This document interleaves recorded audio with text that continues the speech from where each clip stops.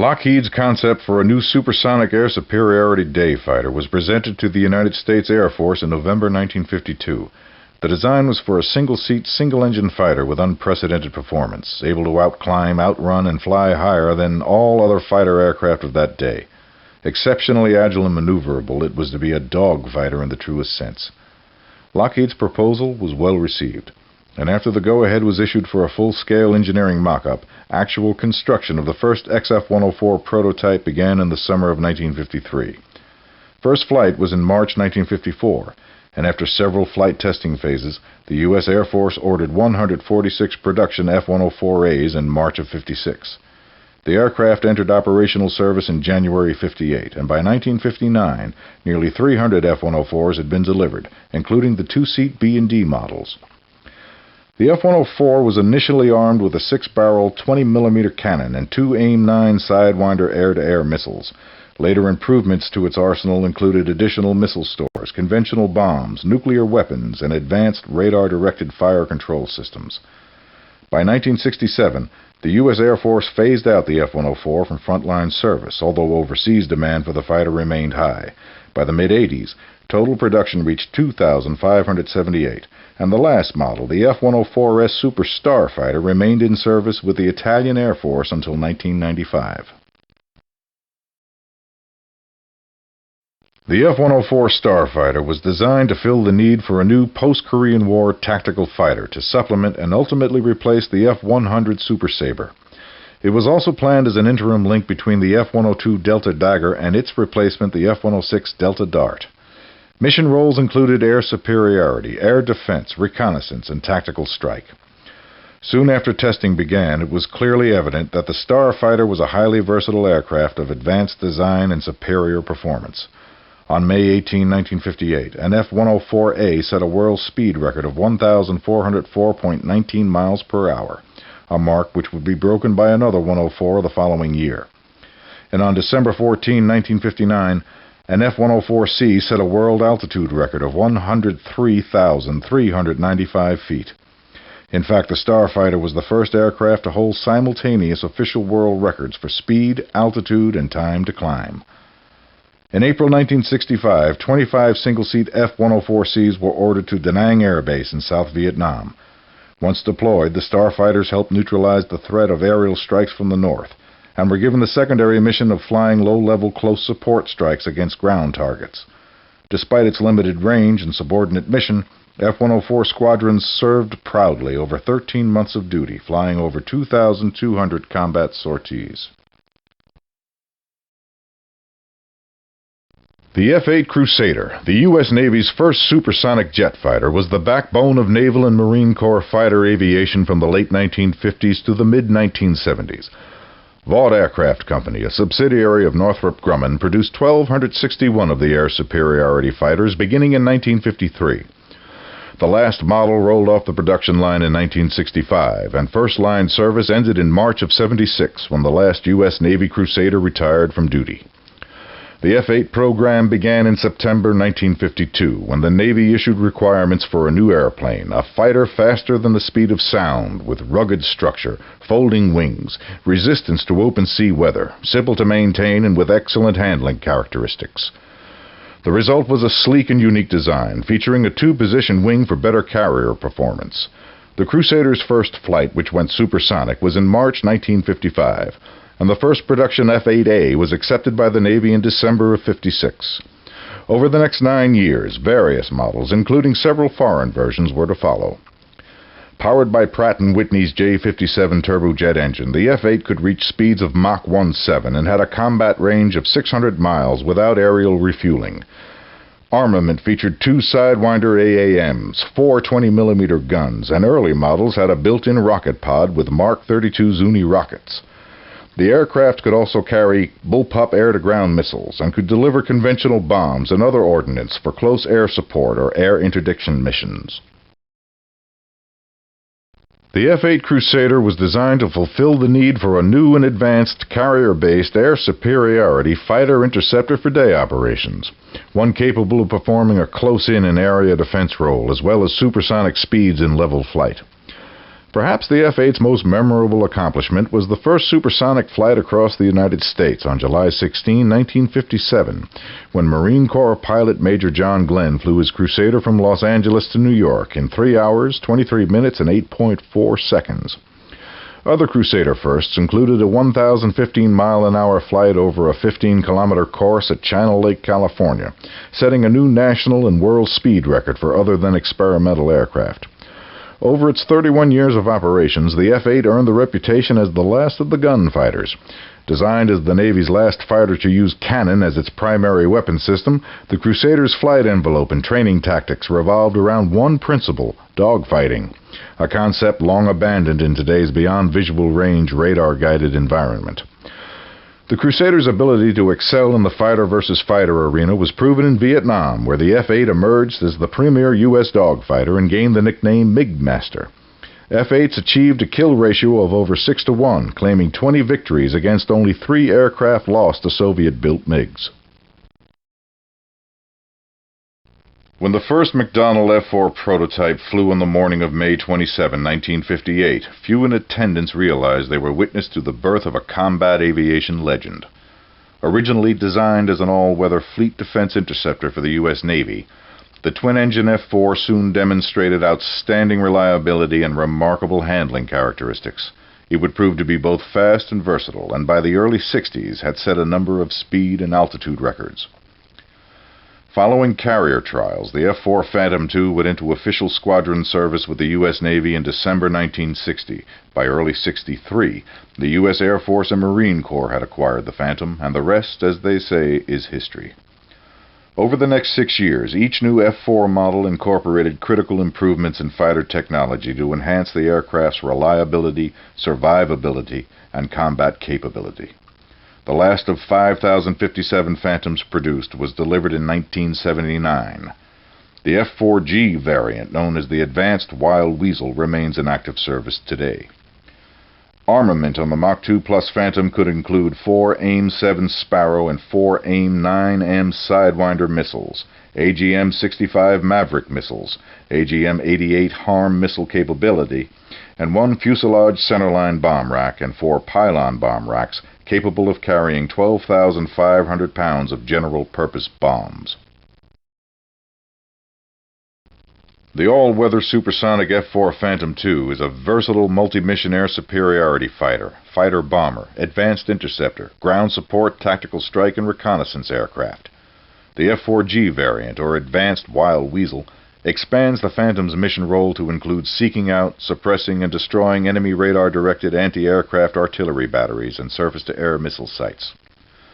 The F-4 Phantom in various models was one of the principal U.S. aircraft deployed to Southeast Asia during the Vietnam War. Capable of speeds of more than 1,600 miles per hour and at altitudes approaching 60,000 feet, the first U.S. Navy Phantoms entered combat on August 6, 1965, when a squadron of F-4Bs attacked North Vietnamese patrol boat bases in response to the Gulf of Tonkin incident. A month later, the air war significantly expanded when 50 F-4Bs attacked a road bridge 65 miles south of Hanoi. On July 10, 1965, 2 Air Force F-4Cs shot down a pair of MiG-17 fighters over North Vietnam with Sidewinder missiles. By March 66, 7 U.S. Air Force F-4 squadrons were in South Vietnam and 3 more were based in Thailand. Marine Corps F-4s soon joined the battle. By January 1973, when the war ended, Phantoms had shot down 197 enemy aircraft in air-to-air combat, a kill ratio of 6-to-1. Fox 4, as the Phantom was often called, had made its mark. In May 1963, the U.S. Navy began a design competition for a new subsonic light attack aircraft which could replace the venerable A-4 Skyhawk. 4 companies submitted proposals, and on February 11, 1964, LTV Aerospace and Defense, later a subsidiary of Northrop Grumman, was named the winner of the competition. LTV's successful bid relied on the F-8 Crusader design, although there were many significant changes. The new airplane, designated the A-7A, had a shorter fuselage with no afterburner, less sweepback on the wing, and no provision for varying wing incidents. Outboard ailerons were introduced, and the structure was strengthened to carry a max load of 15,000 pounds and 8 stores. In fact, the A-7 could accommodate virtually every offensive weapon in the Navy's arsenal at the time. The Corsair first flew in September 1965, achieved operational status in February 1967, and the first A-7 squadron was deployed to Vietnam on December 4th of that same year. Subsequent models included the A-7D, adopted by the U.S. Air Force, and the A-7 Corsair II, which entered service in Southeast Asia in May 1970. Among the A-7E features were a more powerful engine, improved avionics, an M61 multi-barrel cannon, 2 Sidewinder AAMs, and advanced target recognition and infrared sensors. By production end in 1983, the Navy had equipped 22 of its squadrons with the aircraft. The legendary Corsair would not retire from the Navy's front line until well into the 1990s. When Operation Desert Storm was over, the A-7E Corsair's role as a frontline aircraft came to an end, but not before it delivered 2 million pounds of ordnance while flying 745 combat missions and totaling over 3,100 combat hours during that war. It was a fitting end to a proud and distinguished career as one of the Navy's premier carrier-based attack bombers. In frontline service from the late 1960s to the early 1990s, few combat aircraft could match the durability and reliability of the A-7 Corsair. Its multi-role missions included close air support and interdiction, precision ground attack, air defense suppression, sea surveillance, and search and rescue. In Vietnam, D&E model Corsairs flew thousands of combat missions with the loss of just a few aircraft to enemy fire. The planes also saw combat in Panama. During the decade of the 80s, the Corsair was systematically replaced by the FA-18 Hornet, the most advanced strike fighter in the world at the time. Many Corsair squadron pilots had mixed emotions about the transition. Their loyalty to the A-7 was unquestionable, but at the same time they were eager to tackle the challenges of a more aggressive and modern airplane. In the end, over 25 years and during 6 wars, the A-7 Corsair had flown on hundreds of thousands of sorties, the first in which its legend began, and the last from which it returned in triumph and to the end of active combat service. Continuing the distinguished combat history of side-firing AC-130 gunships, the new AC-130U Spectre gunship is being fielded as a replacement for the AC-130A aircraft. The acquisition program for this new gunship evolved from a congressional mandate in the mid-1980s to revitalize the Special Operations Force's capabilities. Following the contract award to Rockwell in July 1987, the aircraft was first flown on December 20, 1990. After completing an exhaustive flight test program, the first AC-130U was delivered to Air Force Special Operations Command in July 1994. 13 aircraft are now assigned to AFSOC's 4th Special Operations Squadron, and initial operational capability was achieved in early 1996. Manned by a crew of 13 and powered by 4 Allison T-56A 15 turboprop engines, the AC-130U has a combat range of over 2,000 nautical miles unrefueled.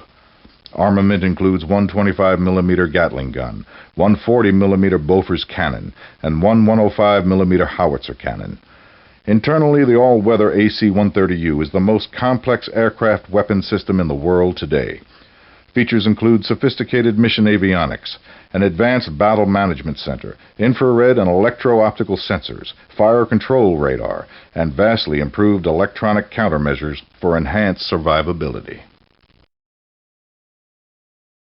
The primary missions of the AC-130U Spectre are nighttime close air support for special operations and conventional ground forces, air interdiction, armed reconnaissance, air-base perimeter and point defense, land, water, and heliborne troop escort, drop, landing, and extraction zone support, forward air control, limited airborne command and control, and combat search and rescue support. Spectre has an impressive combat legacy.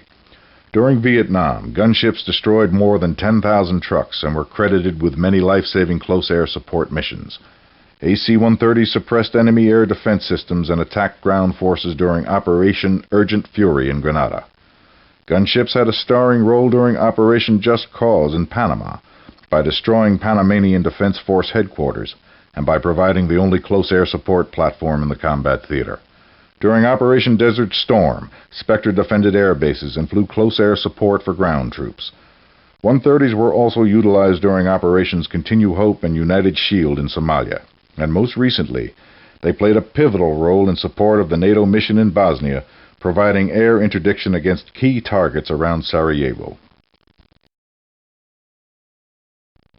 The evolution of the British aerospace Sea Harrier began in 1957 with the design of a prototype vertical takeoff and landing aircraft called the P-1127. By 1960, after more investigations into the vectored thrust principle, the prototype vehicle made its first tethered flight. Originally known as the Kestrel, the Harrier program took 12 years and several more prototypes to mature until reaching Royal Air Force operational status in 1969. Initially planned as a single-seat attack and close support fighter, the first operational Harrier, the GR Mark I, was armed with two 30mm cannons and could deliver up to 8,000 pounds of conventional ordnance. By 1975, the Harrier was upgraded with an improved cockpit, radar, and a more powerful Rolls-Royce Pegasus turbofan engine. This model was ordered by the Royal Navy as its fleet defense aircraft, the Sea Harrier FRS Mark I, also known as Harrier I. Today, the Sea Harrier is undergoing further advancements and has been designated the FA Mark II to reflect a change in operational role. The main improvements to the aircraft are Blue Vixen radar, a digital radar offering beyond visual range and look-down, shoot-down capabilities against multiple air and seaborne targets, a new integrated weapons and avionics suite and digital data bus, carriage of 4 AIM-120 AMRAAM missiles, and an updated cockpit with revised displays and HOTAS controls to reduce pilot workload. As the world's first operational vertical takeoff and landing fighter, the Harrier is truly unique. It can fly and fight out of restricted spaces on land or at sea, and can deliver with pinpoint accuracy a wide range of ordnance on targets by day, or in the case of the latest model, the Harrier II, by night. Roles in which Harrier variants operate include close air support, reconnaissance, fleet air defense, and maritime attack. The Harrier's effectiveness has been demonstrated in climates from Arctic to tropical and is combat-proven in war conditions in the South Atlantic, Arabian Gulf, northern Iraq, and Bosnia. In perhaps the Sea Harrier's most legendary encounter during the Falklands War, a small Harrier force challenged and defeated an opposing air armada 10 times its size. At sea, Harrier does not require angled decks, catapult launchers, or arresting gear, as it can operate from smaller VSTOL-capable ships, such as the Royal Navy's Invincible class, or aircraft carriers with limited deck runs. Orders for over 800 Harriers of various models have been placed, and there is a continuing requirement for production, with the aircraft expected to remain in service well into the next century. In this rapidly changing world, there is an increasing need for the versatility and flexibility of the Sea Harrier. The development of the Grumman F-14 Tomcat began in the late 1960s with a request issued by the U.S. Navy for a new supersonic air superiority fighter capable of performing both fleet air defense and deck-launched intercept roles. Parameters specified tandem crew, twin engines, track-while-scan long-range radar, and armament consisting of guns and long, medium, and short-range missiles. Therefore, the plan sought to develop an aircraft which retained the best features of the F-111B and combined them with the top attributes of the soon-to-be-replaced F-4 Phantom. These requirements were improved upon by adding an internal cannon for dogfighting and by separating the engines to minimize the risk of both being damaged simultaneously. After winning the competition for the F-14 in early 1969, Grumman flew its first prototype F-14A in December 1970. Carrier trials and extensive armament testing continued over the next 2 years and were followed by an initial order for 122 aircraft. By the end of 1988, 656 Tomcats had been delivered, and production of the F-14D Super Tomcat model was underway. Internally, the F-14D was completely new, containing features that allowed it to meet the enemy farther away, degrade his radar performance, and respond with longer range, more reliable, smarter weapons. The major system improvements were digital avionics, high-speed radar, jamming communication links, more powerful engines, and improved ordnance. Delivery of the last Tomcat, number 712, was made in July 1992. From the late 1970s through the 1980s, the F-14 Tomcat was considered by many to be the most glamorous aircraft in the U.S. inventory, riding high on its flashy movie star status and deadly combat accomplishments. Capitalizing on its multi-roles of fleet air defense, fighter interdiction, air superiority, and escort, the Tomcat soon gained a worldwide reputation as a formidable opponent. From the taking of the American hostages by Iran in November 1979 to Operation Desert Storm 12 years later, the Tomcat has played an active part in almost every international crisis of that era. Many of its most celebrated operational achievements have taken place over the Mediterranean and the Gulf of Sidra. On August 19, 1981, carrier-launched Tomcats shot down two Su-22 fitters with AIM-9L missiles after one of the Libyan fighters had attacked first and missed. On October 10, 1985, Tomcats were once more on the front page of newspapers around the world when aircraft from the USS Saratoga successfully intercepted the plane carrying the hijackers of the cruise liner Achille Lauro and forced it to land. And in January 1989, F-14s once again crushed Libyan aggression by downing two MiG-23 floggers in head-to-head combat. The F-14 Tomcat remains in active operational service with the U.S. Navy around the world and will, no doubt, take its place in history as one of aviation's greatest fighter aircraft. The story of the FA-18 Hornet began in the mid-1970s when the need arose for a new multi-role aircraft, which would replace the F-4 Phantom, the A-4 Skyhawk, and the A-7 Corsair II in Navy and Marine Corps service. Designed as a single- or two-seat twin-engine strike fighter with a variable sweep wing for carrier operations, the Hornet was the first tactical aircraft planned from its inception to carry out both air-to-air and air-to-ground missions. In November 1975, the U.S. Navy awarded McDonnell Douglas and Northrop a contract for 11 full-scale development aircraft. The maiden flight took place in July '78, and the first production FA-18A flew in April 1980. By early '83, the Hornet officially entered service with Navy and Marine Corps squadrons. By the end of the decade, improved C and D models of the fighter had emerged, incorporating updated missiles and jamming devices, as well as improved night attack capabilities. Powered by two GE F-404 engines, the Mach 1-8 Hornet can carry up to 13,700 pounds of air-to-air and air-to-ground weapons, including deadly laser-guided bombs on 9 external stations. Advanced radar and avionics allow Hornet pilots to convert their aircraft from fighter to strike mode and back with the flip of a single switch. With more than 1,200 Hornets in service worldwide and plans for deliveries of the Model EF Super Hornet to begin by late 1998, the FA-18 will play a crucial role in U.S. Naval and Marine Corps aviation well into the next century. The FA-18 Strike Fighter Hornet is missionized for traditional fighter, attack, and close air support roles through selection of external pods and ordnance to accomplish specific mission objectives. Any aircraft can quickly be configured to perform either fighter or attack missions or both, thus providing Marine and Navy commanders more flexibility in employing their tactical forces in a rapidly changing scenario.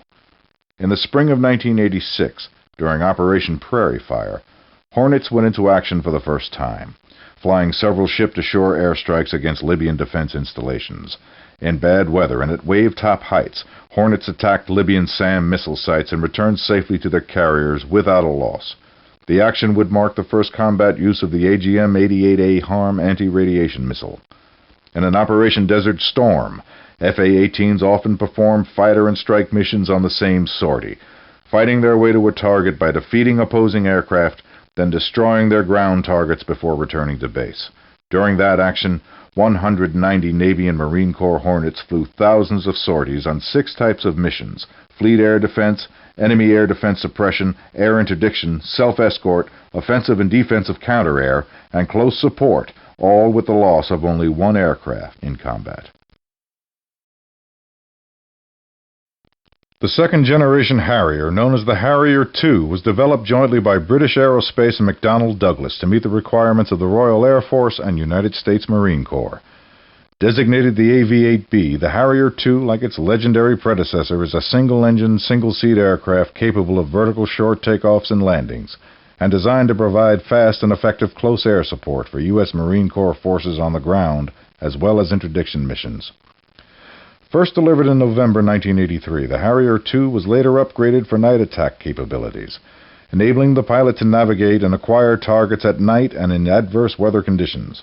Deliveries of night attack Harrier IIs began in September 1989, and in July 1993, the latest variant, the Harrier II Plus, entered service with the U.S. Marines. The 2 Plus adds a combat-proven APG-65 radar system to bring multi-mission capability to the Harrier's many operational roles. Armament is carried on 7 external stores and includes 6 wing stations for AIM-9 Sidewinder missiles, an assortment of air-to-ground weapons, external fuel tanks, and AGM-65 Maverick missiles. Additionally, a 25mm 6-barrel gun pod can be mounted on the centerline and has a 300-round capacity with a lead computing optical system gun sight. The primary mission of the AV-8B Harrier II is to attack and destroy surface targets under day and night visual conditions. Mission roles and specific tasks may also include close air support, deep air support to include armed reconnaissance and air interdiction, combat air patrol, armed escort, and anti-air defense attack. Additionally, the Harrier must be able to deploy for extended operations using aerial refueling, and must be able to operate from carriers and other suitable seagoing platforms, advanced bases, expeditionary airfields, and remote tactical landing sites. Operation Desert Storm in 1991 was highlighted by missions performed by the AV-8B. The Harrier II was the first Marine Corps Tactical Strike Force to arrive in theater and subsequently flew from various bases. 3 squadrons totaling 60 aircraft and 1 6-aircraft detachment operated from remote fields ashore, while another squadron was based on the USS Nassau in the Persian Gulf. During the ground war, AV-8Bs deployed as close as 40 miles from the Kuwait border, making them the most forward-based tactical strike aircraft in the war.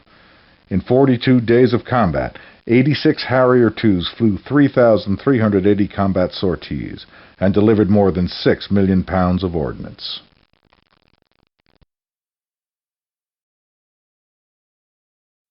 The F-22 has struck the perfect balance between low observables, supercruise, advanced avionics, firepower, acceleration, range, and maneuverability. The wings, control surfaces, and airframe, which are constructed with titanium, aluminum, advanced composites, and thermoplastics, provide a structure designed to minimize weight and cost while maximizing survivability, durability, and supportability. This computer model of the airplane shows the outer skin removed. Beginning with the forward wing stub, the F-22's control surfaces are the titanium inlet bleed door, which regulates bleed airflow and is a secondary control surface for certain maneuvers. The leading edge flap, a flaperon and aileron at the trailing edge of each wing, twin rudders, horizontal stabilators, and finally, 2-dimensional thrust vectors which can move 20 degrees up or down and whose operation will be transparent to the pilot. This live-action sequence of the F-22 taking off and landing demonstrates the use of many of the aircraft's control surfaces. The F-22, American might and technology at its unparalleled best.